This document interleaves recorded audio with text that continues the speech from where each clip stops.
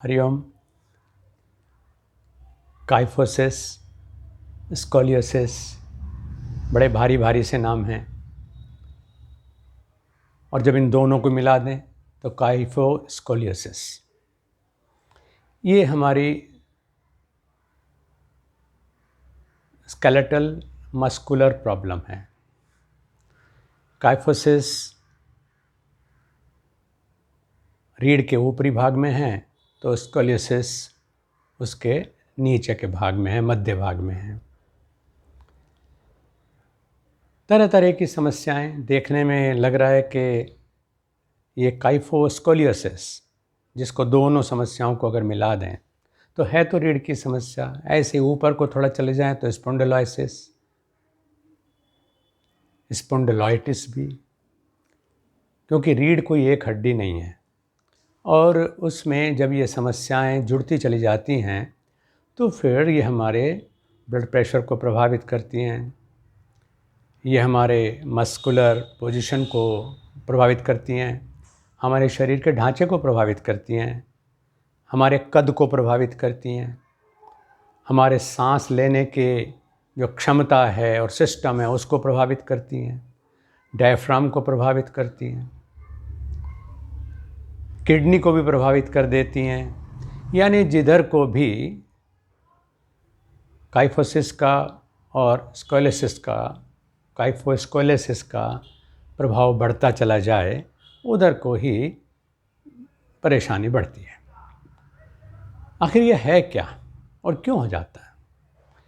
और फिर किसी भी तरह से हो जाए, हम लोग योग के लोग तो ये सोचते हैं कि समस्या जो भी है उसका समाधान मनुष्य के पास ज़रूर है, बशर्ते कि वो अभ्यास ठीक से करे, धैर्य से करे, विश्वास के साथ करे, निरंतरता के साथ करे। जिसको हम पत्थर कहते हैं ना, जिसके एक बार रस्सी के ऊपर गिर जाए, तार के ऊपर गिर जाए तो उसे काट देता है, लेकिन उसी पत्थर पर अगर एक सिस्टम के साथ रस्सी बार बार आती रहे, जाती रहे और बरसों ऐसा होता रहे तो फिर उस पत्थर में ऐसी कटान पैदा होती है कि 2-2 इंच गहरे गड्ढे हो जाते हैं उसके भीतर। वो किसी कटर से नहीं काटे गए, कोमल रस्सी ने काटा उसको। तो इसीलिए कहा कि विद्या अभ्यसनेनैव प्रसीदति, विद्या अभ्यास से प्रसन्न होती है। इस बीमारी को हिंदी में सरल भाषा में कूबड़ कह देते हैं, कूबड़। लेकिन 2 उदाहरण हमारे सामने हैं कि ये जो कूबड़ की समस्या है, हड्डियों की विकृति है, ये आदमी की सामर्थ्य को कम नहीं करती, बशर्ते कि उसके अंदर जीवनी शक्ति हो, उसके अंदर पॉजिटिविटी हो और वे सोचे कि हाँ ये भी एक चुनौती है, इसका भी समाधान मुझे खोजना है। मैंने 2 उदाहरण कहे। एक उदाहरण है आपके सामने कैकई का, कुबड़ी दासी, लेकिन क्या विलक्षण प्रतिभा है उसके अंदर, कितना कुछ कर देने की सामर्थ्य है। वो राज्य का और शासन का स्वरूप ही बदल सकती है। दूसरी तरफ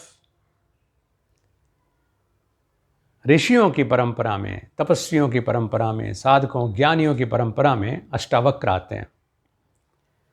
अष्टावक्र मुनि राजा जनक के काल में हुए और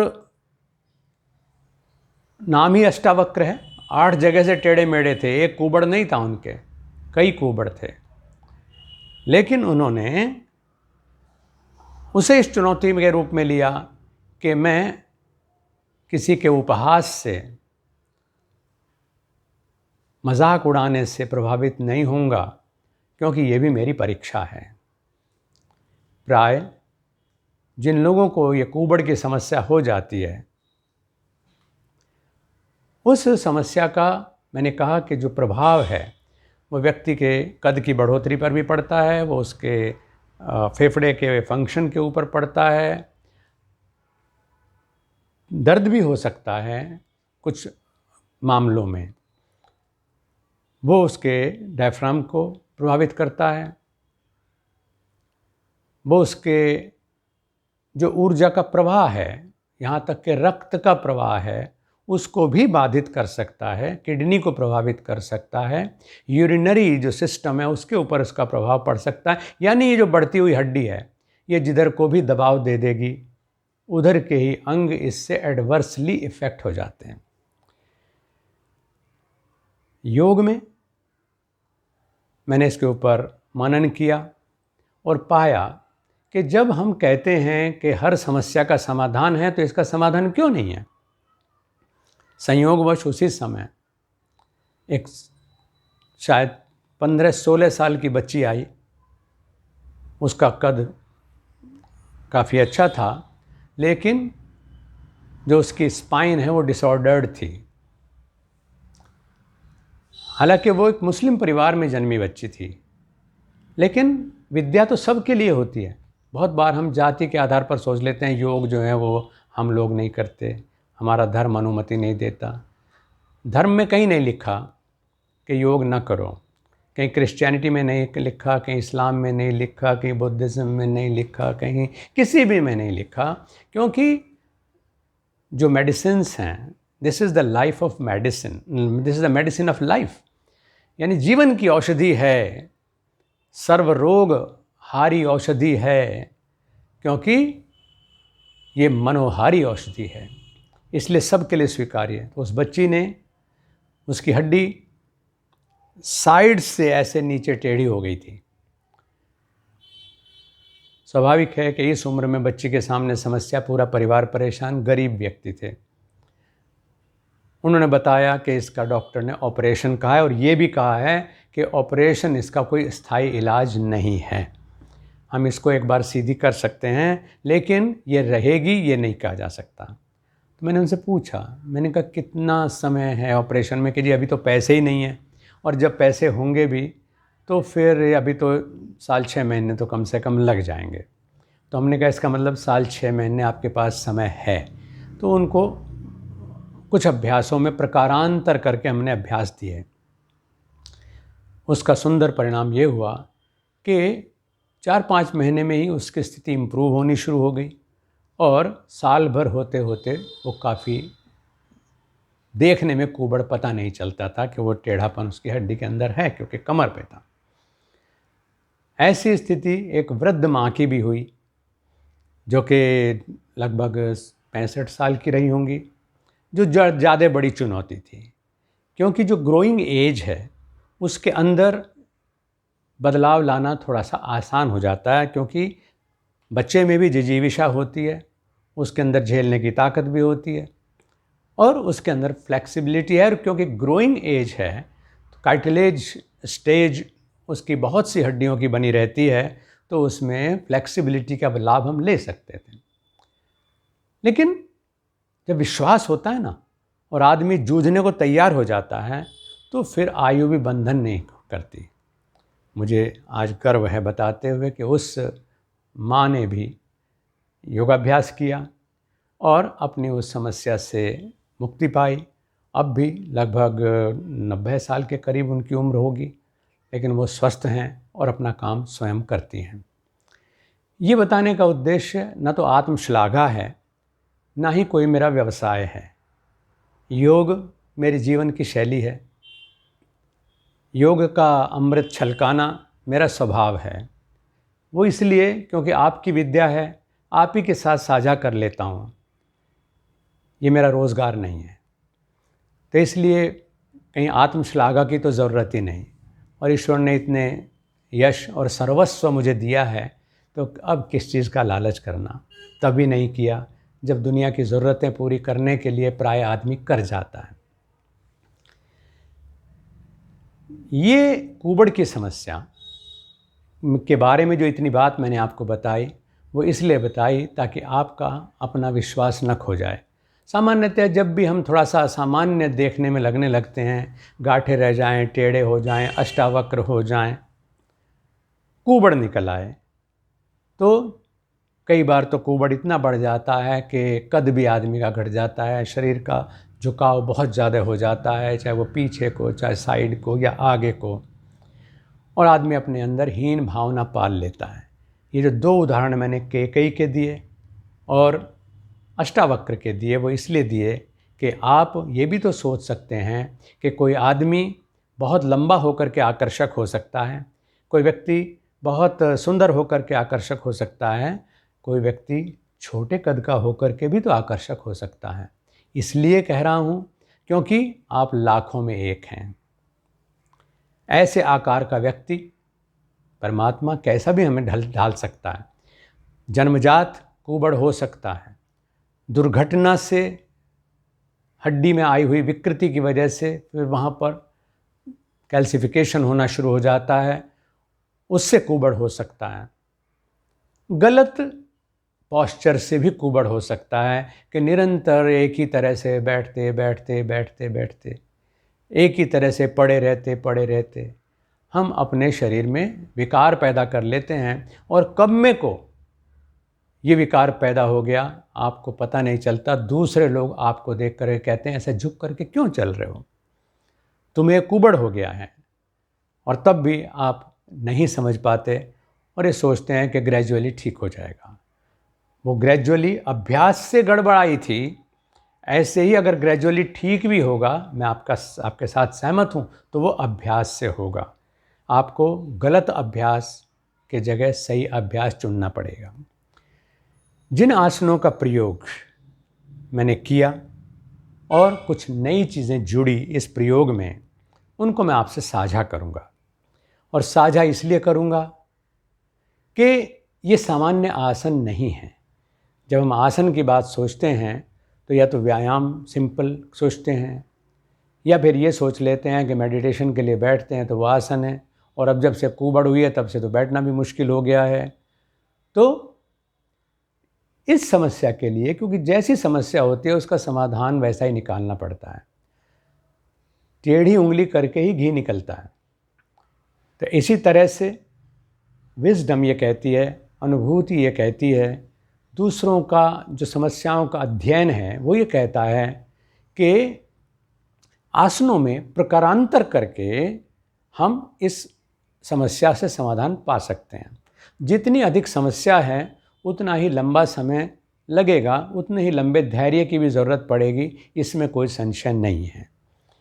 आपने लगातार अपने शरीर में विकार ला करके, यानी गलत पोजीशन ले करके, किसी लापरवाही से, और या फिर मैंने कहा कि किन्हीं पूर्वकृत कर्मों के वजह से हमारा इस जन्म में जो है ये कुबड़ वाली विकृति आई, जो कि कहीं भी शरीर में स्पाइन में हो सकती है, तो वो हमारी गलती नहीं है। अब हमें अगर उसको ठीक से डील नहीं करते हैं या उस एडवर्स सिचुएशन से इफ़ेक्ट हो जाते हैं तो हमारी गलती है। तो इसलिए उसमें जो हमने आसनों में बदलाव ला करके अभ्यास किया, उस बदलाव को हमें देखना है।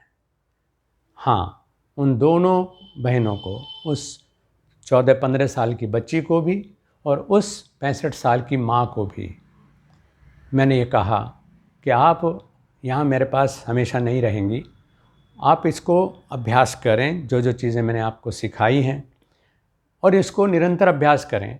आपसे कोई सज्जन जो योग के इंस्ट्रक्टर्स हैं, शिक्षक हैं, वो प्राय जितना हमने सीखा है, मैंने जितना सीखा है मैं उतना ही तो आपसे साझा कर सकता हूँ ना। मैं महर्षि पतंजलि जितना तो नहीं कर पाऊँगा इस उम्र में, मुझे और तपस्या करनी पड़ेगी, तब मैं शायद वैसा भी कर पाऊँ।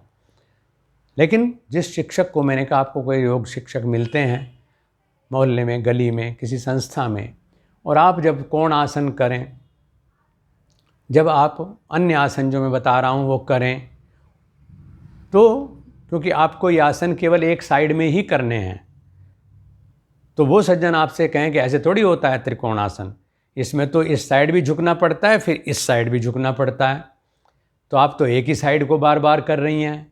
तो उनसे कहिए कि मेरे लिए यही परफेक्ट है। मैंने कहा क्योंकि जीवन प्रयोगशाला तो है, लेकिन कई बार समय हमारे पास इतना नहीं बचता कि हम प्रयोगशाला बन करके रह जाएं। मैंने कहा जो मैं आपके साथ साझा कर रहा हूँ वो मेरी प्रयोगशाला का हिस्सा है। प्रयोगशाला मैंने चलाई है, मैंने उसका अनुभव करके देख लिया है, अब आप इसका लाभ लीजिए। आप उनसे कहिए कि मुझे इतना ही बताया गया और ऐसे ही मुझे कोई नुकसान नहीं है, पहले से मैं बेहतर हूँ या मैं पहले से गिरी नहीं हूँ, तो इसका मतलब है कि आप ठीक कर रहे हैं। इस तरह से आप इन चीज़ों को देखिए। तो आइए कुछ क्रियाएं इसमें कौन कौन सी हैं जो करनी चाहिए, क्योंकि तब ये साधन नहीं था जो मैं आज आपके साथ साझा कर पा रहा हूँ। आज हमारे मिलियंस जो व्यूअर्स हैं वो इससे लाभान्वित हो रहे हैं। कितने लोग चल करके मेरे पास आएंगे, मैं कितने लोगों को व्यक्तिगत रूप से बता पाऊँगा, कितने लोगों को बची हुई उम्र में ये अनुभव अलग अलग व्यक्ति पर्सनलाइज्ड काउंसलिंग कितनों के साथ कर सकेंगे। महर्षि पतंजलि ने जब लिख दिया योग दर्शन तो वो सबके लिए है, हमेशा के लिए है। उन्हें कोई रॉयल्टी नहीं मिलती, ना वो कोई रॉयल्टी लेते हैं उसकी। इस कार्यक्रम के लिए जो भारत योग का अभियान चल रहा है उसमें कोई रॉयल्टी आपसे नहीं ली जाती है कि इसको आप तब देखेंगे जब इतना पैसा मुझको दे देंगे। ऐसा मैं नहीं करता हूँ। हाँ, ये सच बात है कि हर चीज़ की अपनी महत्ता है, लेकिन उतने के बाद भी हम किसी के दुख को एक्सप्लॉयट नहीं कर सकते। आनंद में आप खूब बांटें, खूब दें, खूब न्यौछावर करें, खूब अच्छे कार्य में धन को लगाएं। वो योग का कार्य भी हो सकता है, वो यज्ञ का कार्य भी हो सकता है, वो शिक्षा का कार्य भी होता है, वो धर्मशालाओं का निर्माण भी, कुछ भी हो सकता है।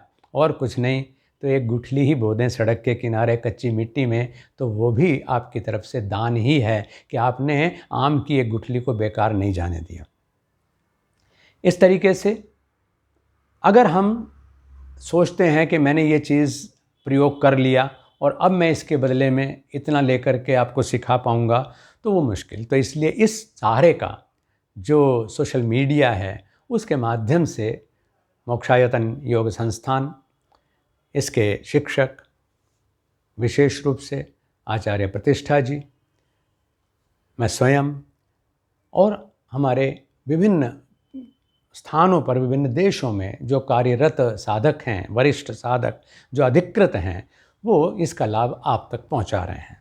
सब लोग इससे लाभान्वित हों और ये देखें कि आपको इससे कोई नुकसान नहीं होना चाहिए। ये मैं आश्वस्त हूँ, आपको लाभान्वित होंगे निरंतर अभ्यास के साथ, उसके माध्यम से। इसके लिए भी मैं आश्वस्त हूँ। कुछ क्रियाएं हम इसमें बैठ करके करेंगे, तो कुछ खड़े होकर के करेंगे, तो कुछ लेट करके करेंगे।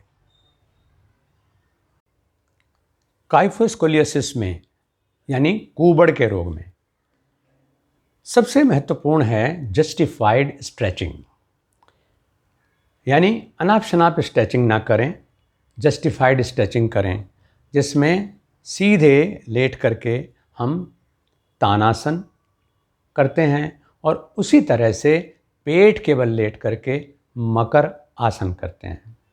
आइए करते हैं।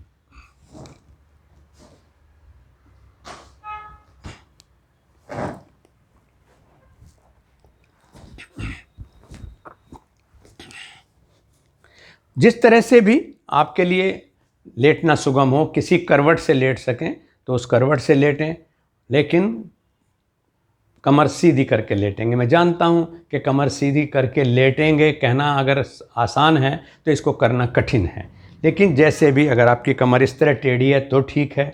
अगर आपके पास कुबड़ पीठ के ऊपरी भाग में है तो भी हम पीछे तकिए का भी सपोर्ट ले सकते हैं। ऐसा नहीं है कि जो हम करके दिखाते हैं वही स्थिति हो। इसमें मैंने कहा कि जस्टिफाइड स्ट्रेचिंग ये आपको करनी है। अगर आप पूरे सीधे नहीं लेट सकते बैक की कुबड़ की वजह से, तो फिर हम उसमें कमर के नीचे या गर्दन के पीछे कोई सहारा लेकर के तब इसको कर सकते हैं। इसमें हम लेट जाते हैं और जस्टिफाइड स्ट्रेचिंग के लिए आप कोई लंबा काम नहीं, सिंपल लेटे हुए हैं, यहीं से श्वास को पूरा लीजिए, स्ट्रेच करिए और पूरे बदन को स्ट्रेच करिए। यानी ऊपर जो लंबी उंगली है बीच की, वहां से लेकर के सीना, कमर, कूल्हा, पैर, यहां तक के सारा कुछ लंबा हो जाए। इतना करने के बाद फिर इसको यहीं पर ढीला छोड़ दीजिए। फिर दोबारा से ऐसे ही हाथ को नीचे ले आइए और श्वास भरते हुए इसको स्ट्रेच करिए, पूरा स्ट्रेच करिए, पहले ऊपर की तरफ पूरा और फिर पैरों को नीचे की तरफ भी कर दें।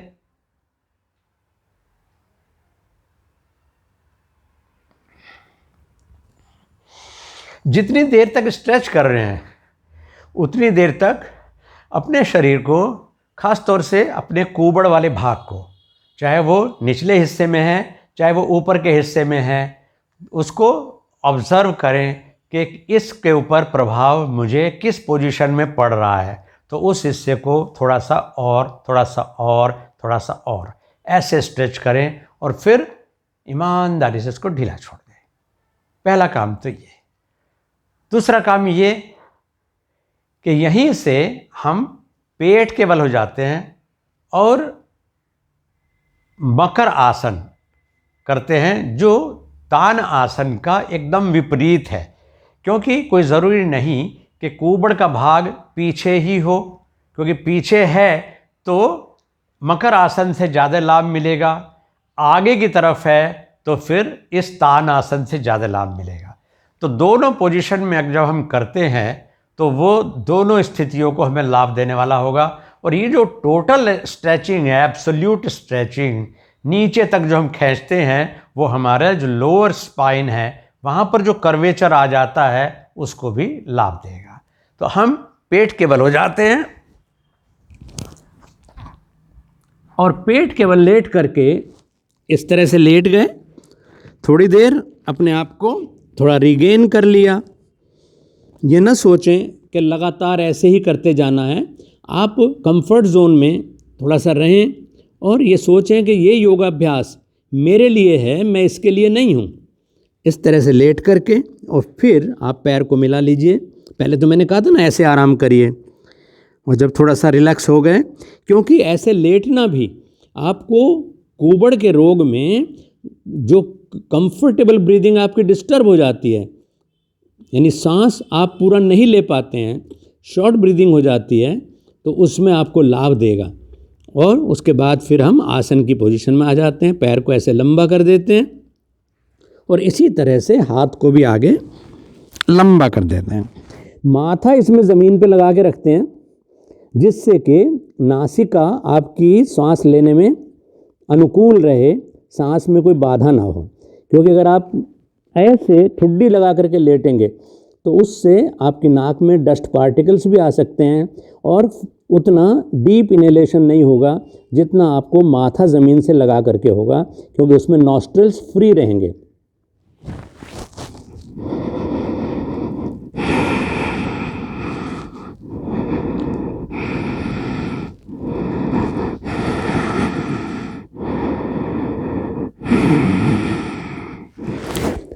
लंबे लंबे सांस लेने और हर सांस के साथ अपने आप को खींचता हुआ महसूस करना, यानी अपने आप को खींच करके रखना, और फिर आप दोबारा से आराम में चले जाएं।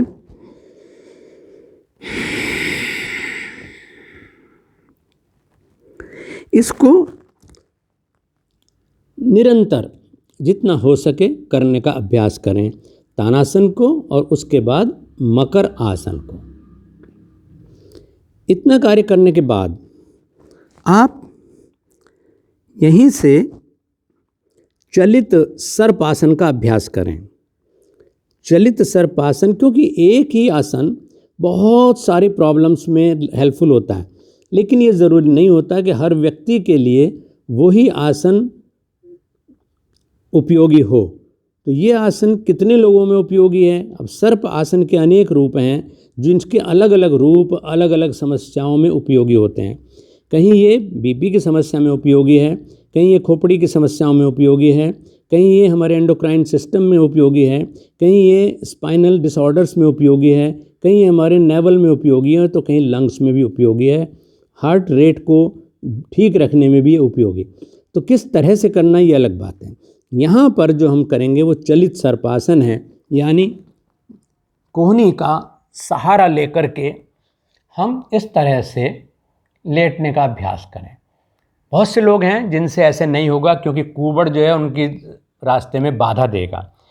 कई बार इसकी वजह से जो स्पॉन्डिलाइटिस हो जाती है और चक्कर आने लगते हैं, बीपी बढ़ जाता है, उसमें भी लगेगा कि एकदम ईजी नहीं है। तो आप थोड़ा सा जितना कर सकें उतना करें, फिर वापस आ जाएं।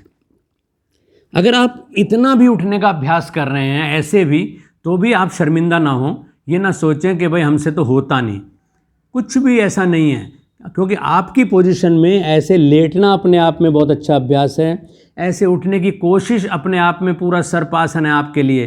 कोई ज़रूरी नहीं है कि आप पूरे उठ जाएं और कमर जो है आपकी उतनी फ्लेक्सिबल हो। तो आप ये ना सोचें, बल्कि ये सोचें कि हाँ मैं इतना कर पा रहा हूँ, बेटर है। फिर यहीं से चुपके से ठुड्डी को सहारा दे दीजिए। जब लगे कि अब तो इतना मैं ठीक से कर पाता हूँ, तो फिर कोहनी को थोड़ा सा और नज़दीक कर लीजिए, और लगे ठीक लग रहा है थोड़ी सी कोहनी को और नज़दीक कर लीजिए। ऐसे धीरे धीरे आप अपनी पोजीशन को बढ़ाइए, आगे थोड़ा थोड़ा कोहनियों को बढ़ाइए, एक एक कदम बढ़ाइए ऐसे। फिर सांस छोड़ते जाइए, कोहनियों को नज़दीक लाते जाइए, लाते जाइए, लाते जाइए ऐसे। यानी सिर का उठना और सिर का झुकना आपके कोहनियों के कदम से प्रभावित होना चाहिए। दोनों में कोरिलेशन हो। मैं कोहनी को बढ़ाता जा रहा हूँ, चेहरा उठता जा रहा है, सांस भरता जा रहा है, पीठ और स्पाइन पूरी तरह से इफेक्टेड है। फिर धीरे धीरे सांस छोड़ता जा रहा हूँ और कमर को आराम दे रहा हूँ, लंग्स को भी आराम दे रहा हूँ, सिर को भी आराम दे रहा हूँ। ऐसे करके और फिर धीरे से लेट जाइए।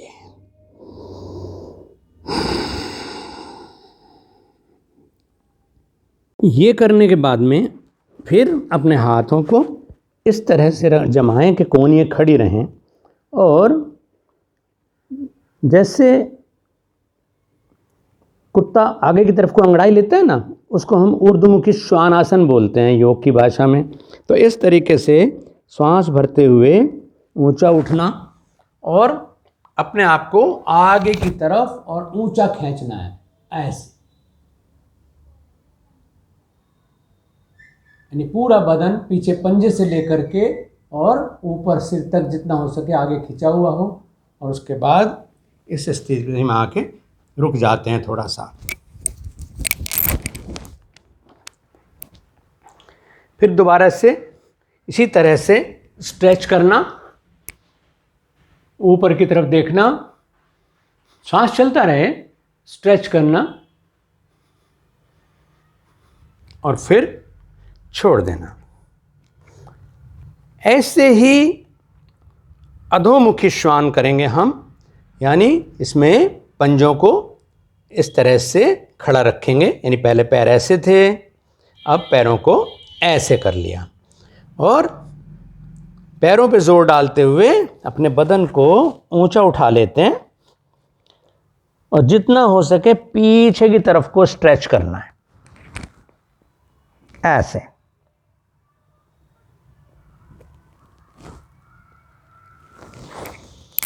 फिर पैर को घुटने से ज़मीन पर टिकाया और रेस्ट की पोजीशन में आ गए। इसी को फिर से दोहराएं ऐसे। हिप्स ऊंचे उठाए, पीछे की तरफ को स्ट्रेच करना और आराम की स्थिति में आ जाना। उसके बाद आप कमर को इस तरह से बैठे हुए मेंढक की तरह से अपने हिप्स को एड़ियों के पास ला करके रुक जाते हैं, और यहाँ पर पूरी कमर खिंची रहती है और सांस चलता रहता है। इतना करके हम सीधे हो जाते हैं। इसके बाद हमें दो विशेष क्रियाएं करनी पड़ती हैं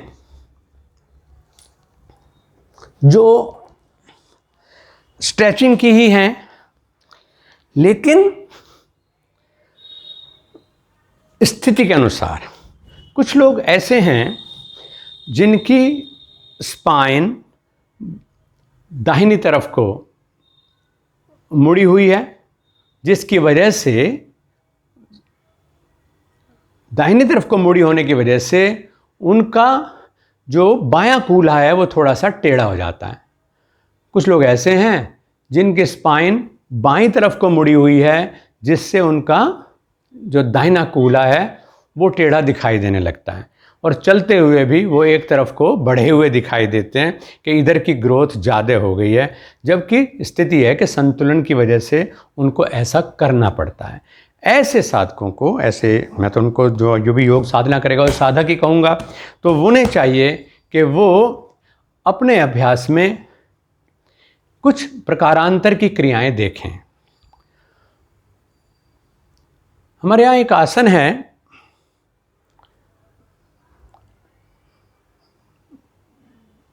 जिसको तकिया आसन कह देते हैं आम बोलचाल की भाषा में।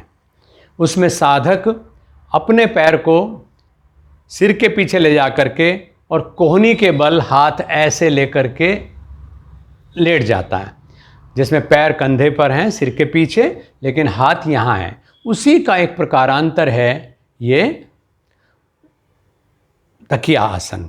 तो इसमें हम क्या करते हैं कि जिस तरफ से आपका कर्व बढ़ा हुआ है, यानी अगर बाईं तरफ आपके कर्व है जिसकी वजह से दाहिनी तरफ आपको टेढ़ापन या बढ़ा हुआपन दिखाई देता है, तो उस बाईं तरफ आप जो आपका कर्व्ड पार्ट है उसको आप इस प्रकार से टिका करके और इस पर लेट जाते हैं। यानी जो हिस्सा बाहर की तरफ ऐसे निकला हुआ था वो तकिया अंदर आने से थोड़ा सा अंदर को हो जाता है, और उस पोजीशन में सीधे लेट करके इस तरह से आपको केवल ये काम करना है कि हाथ यहाँ है। मैंने मुख्य बात यह है कि वो हिस्सा तकिए के ऊपर होना चाहिए, और फिर आप जितना हो सके उसके ऊपर थोड़ा बोझ डालते जाएं।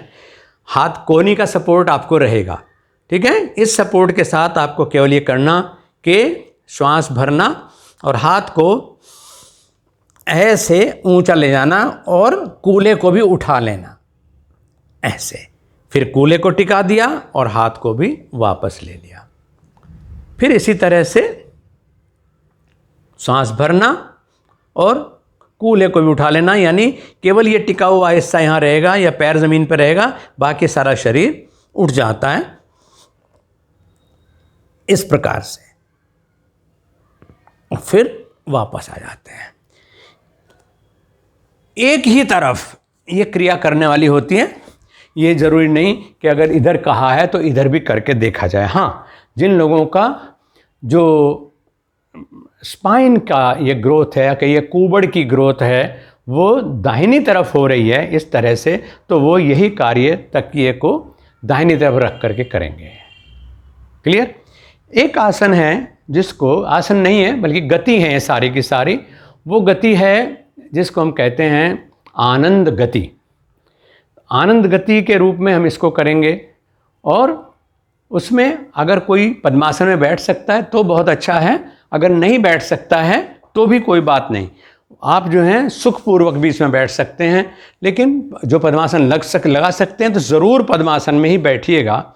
और उसमें हमको अपने हाथों को ऊंचा उठा करके, केवल ऊंचा रखते हुए इस तरह से, हथेली आसमान की तरफ रहेगी, ऐसे ऊंचा रखते हुए केवल थोड़ा सा बाएं और थोड़ा सा दाएं झुकना है। इस प्रकार से ये मूवमेंट रहे। मैंने कहा कि जो आनंद गति योग गति की पुस्तक में आपको कहीं हमारे देखने को मिलेगी, ये उससे थोड़ी सी डिफरेंट है। वो आनंद गति जो है वो इस प्रकार से है, और उसमें हमारा उद्देश्य है श्वास को नॉर्मल कर लेना, आनंद की अनुभूति लास्ट में, यानी यौगिक अभ्यास पूरा होने के बाद हम आनंद का अनुभव उसमें करते हैं। यहाँ पर हम आरोग्य के लिए कह रहे हैं। ये भी मैं जानता हूँ कि आरोग्य के बिना आनंद कहाँ, तो आरोग्य के साथ साथ आनंद जुड़ा हुआ है, लेकिन हम सीधे क्योंकि हम आरोग्य के लिए तैयारी कर रहे हैं तो इसलिए आनंद गति को भी थोड़ा सा मॉडिफाई इसमें किया है, क्योंकि इस गति में स्ट्रेचिंग नहीं है, इस गति में सिर्फ लहलहाना है कि लहरें जो हैं आनंद की वो चल रही हैं। लेकिन जो मॉडिफाइड गति है आपके लिए, इसमें आप अपने आप को पूरा ऊपर स्ट्रेच करें और ऊपर को स्ट्रेचिंग यानी खिंचाव जो है बना रहना चाहिए। उस स्थिति में थोड़ा बाएं थोड़ा दाएं ऐसे हमें घूमना है, झूमना है। ये झूमने का अभ्यास आप करेंगे और फिर 8-10 बार करने के बाद फिर नॉर्मल हो जाएंगे। क्योंकि आराम यानी विड्रॉल ये बहुत इम्पॉर्टेंट क्रिया है, जिससे कि आपके क्रिया का प्रभाव होने का अवसर मिल जाता है। यानी जो आपको स्केड्यूल दिया है, अभ्यास क्रम दिया है, उसका प्रभाव आपके ऊपर होना चाहिए। आप जब रात्रि में सोते भी हैं तो भी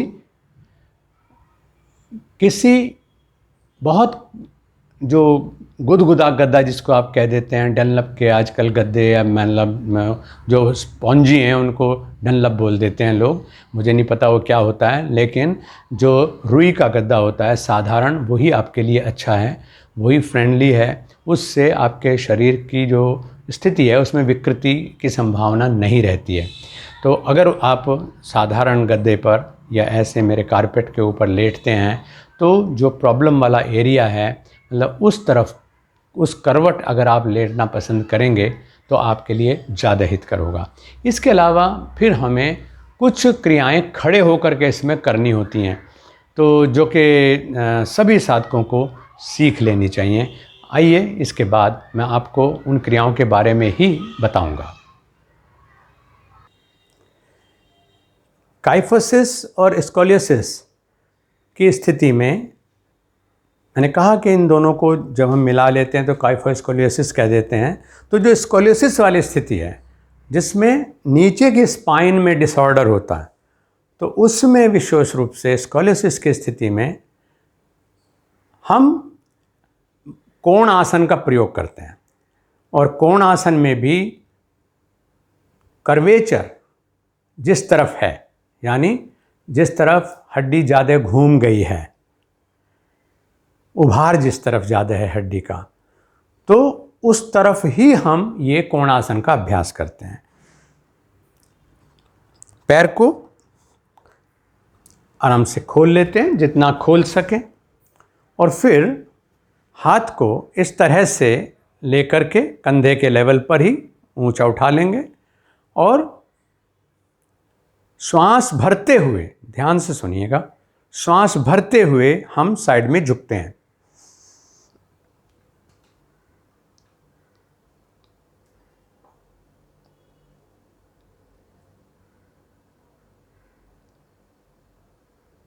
स्ट्रेच किए रहेंगे और फिर सीधे होकर के सांस छोड़ देते हैं।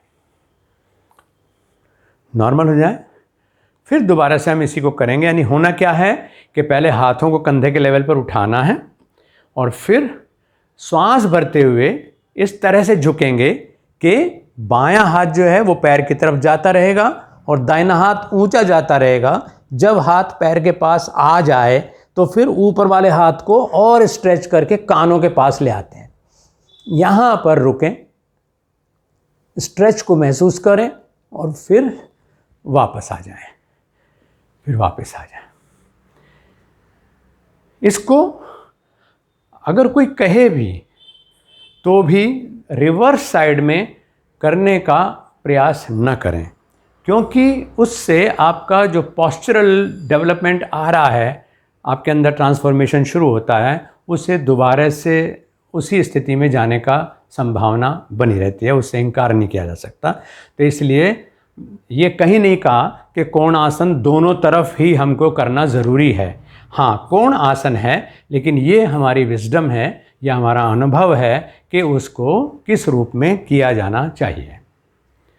कोण आसन के बाद में एक इसमें कुछ चीज़ें आपको दीवार के सपोर्ट के साथ करनी चाहिए, जिसमें विशेष रूप से जिस साइड में कर्वेचर है उस साइड में भी और जिस साइड में कर्वेचर नहीं है उस साइड में भी, दोनों तरफ दीवार पर इसका अभ्यास करें। क्यों? क्योंकि ये जो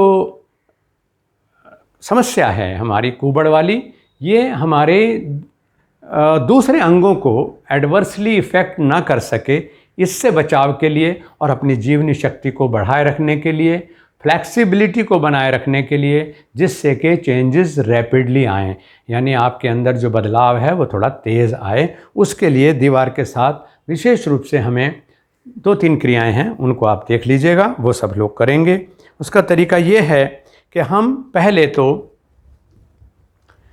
दीवार के साथ खड़े हो जाते हैं और दीवार के साथ खड़े होकर के हाथ को ऊंचा उठाएं, अपने आप को दीवार के साथ टच करें और जो हाथ ऊंचा हमने दीवार पर लिया है, मतलब उसको बिना एड़ी उठाए, पैर पूरा ज़मीन पर रखना है और बिना एड़ी उठाए इसको थोड़ा ऊंचा ऊंचा ऊंचा ऊंचा ऊंचा और ऊंचा, जहाँ तक छू सकें दीवार को वहाँ छू देना। पूरा सांस भरा हुआ, पूरा बदन खिंचा हुआ, पूरा ऊपर की तरफ जाने की कोशिश और फिर वापस। इसी तरह से फिर दूसरी तरफ हम इसी अभ्यास को इसमें करते हैं, घूम जाते हैं ऐसे दीवार के साथ खड़े होकर के, हाथ को ऊंचा उठाएं, अपने आप को दीवार से और सटा दें, पूरा चिपका करके और हाथ को ऊंचा ऊंचा इस तरह से ऊंचा ऊंचा खींचते रहें, जितना ऊपर जा सके इसको ऊपर ले जाएं और ऊपर ले जाएं और ऊपर ले जाएं और फिर वापस छोड़ दें। पहला काम ये करना है। दूसरा, क्योंकि जब ऊपर की तरफ का कुबड़ बढ़ता है तो उसमें हमारी चेस्ट और हमारी बैक दोनों ही प्रभावित होती हैं, क्योंकि वो कुबड़ किसी भी तरफ को बढ़ सकता है। तो दोनों ही स्थितियों में हमें अभ्यास ये लेना होगा कि हम पीठ को बाहर रखें और सीना मिला करके दीवार के साथ खड़े होना सीखें और फिर हाथों को ऊंचा ऊंचा ऊंचा ऊंचा जितना हो सके ले जाएं, ऊपर देखें और ऊंचा जाएं और ऊंचा जाएं, दीवार से सट करके और फिर वापस आराम से आ जाएं। फिर से इसको इसी प्रकार से करना, ऊंचा ऊंचा ऊंचा ऊंचा और फिर इसी तरह से आराम से आ जाना। ये 10-10 बार लगभग करें। और इसके साथ एक जो विशेष अभ्यास है वो ये है कि दीवार से थोड़ा सा दूर आ जाते हैं और हाथों को 45 डिग्री ऊंचा, यानी ये अगर हाथ सीधे फैलाए हैं हमने तो ये 90 डिग्री है, इस 90 डिग्री से आधा, हम इसको ऊपर 100 भी कर सकते हैं, यानी 180 डिग्री तक भी जा सकते हैं, लेकिन इसको लगभग 45 डिग्री पे रखें और अपने आप को थोड़ा थोड़ा पीछे की तरफ ले जाएं, जितना हो सके और फिर ऐसी स्थिति में ला करके कमर को जितना हो सके ढीला छोड़ दीजिए। फिर वापस फिर उसी तरह से कमर को ढीला छोड़ें और ऊंचा ऊंचा जाने की कोशिश करें, यहाँ थोड़ा सा रुकें और फिर वापस हाथ का सहारा लेते हुए सीधे हो जाएं।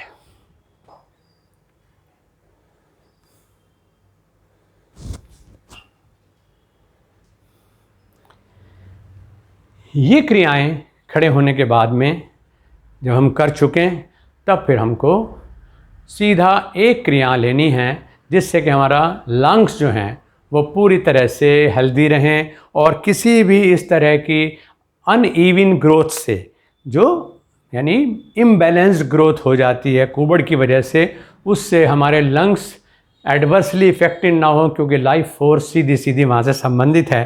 तो इसके लिए हम एक काम ये करते हैं कि जो वक्ष क्षेत्र की माइक्रो एक्सरसाइज हैं उनको विशेष रूप से इस क्रिया को हम इसमें रिकमेंड करते हैं कि सीने के सामने उंगलियों को इस तरह से मिलाना और सांस भरते हुए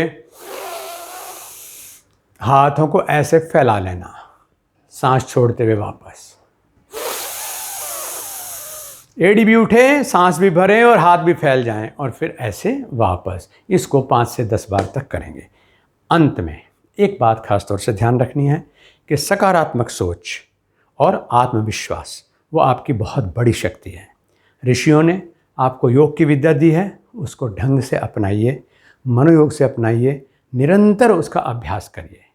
अंतिम चीज़ ये कि योग हमारे लिए है, हम इसके लिए नहीं हैं। यानी योग की जितनी भी क्रियाएं हैं वो हमारी मित्र होनी चाहिए। अगर इन क्रियाओं को करने में, क्योंकि situations person to person differ करती हैं, ऐसा नहीं है कि अगर मैंने एक नियम किसी एक साधक के ऊपर करके उसका अनुभव अच्छा देख लिया तो दूसरे पर भी वो जो का त्यों पूरा का पूरा ठीक दिखाई दे जाए, क्योंकि हो सकता है उसकी विकृति थोड़ी सी अधिक हो या उसकी विकृति की डायमेंशन अलग तरह की हो। तो आपको अभ्यास करते समय अगर 2-3 दिन कुछ अनकंफर्ट लगता है, यानी आपको, क्योंकि 2-3 दिन इसलिए कह रहा हूँ कि सही आदमी भी जब शुरू में व्यायाम शुरू करता है, योगिक क्रियाएं शुरू करता है, तो थोड़ा बहुत स्ट्रेचिंग उसको महसूस होती है, खिंचाव महसूस होता है। ये बिल्कुल ऐसा ही है जैसे पहली बार घोड़े को, जो अभी तक तो घोड़े का बच्चा खूब खा रहा था, मौज कर रहा था, जब उसको पहली बार गाड़ी में लगाते हैं, घोड़ा गाड़ी में, या बैल को लगाते हैं, जोतते हैं घोड़ा उसको बैलगाड़ी में, तो वो थोड़े से हाथ पैर मारता है। यानी चाहे हम जिम की एक्सरसाइज करें, चाहे योगाभ्यास करें, शुरू में 1-2 दिन उस मसल से, उस ऑर्गन से संबंधित, उस सिस्टम से संबंधित थोड़ा सा डिस्कम्फर्ट लगता है, ये कि हाँ कुछ मैंने किया है, उतने तक तो कोई नहीं। लेकिन अगर आपको लगता है कि ये मेरे लिए अनुकूल नहीं लग रहा है तो उसको आप स्किप कर सकते हैं, यानी, और स्किप कर ही देना चाहिए, क्योंकि क्रियाएं सिर्फ इतनी ही नहीं हैं, और बहुत कुछ है। आपकी थाली में योग का आहार रखा हुआ है, इसका तो सेवन करें, आगे भी मिलेगा और मिलेगा।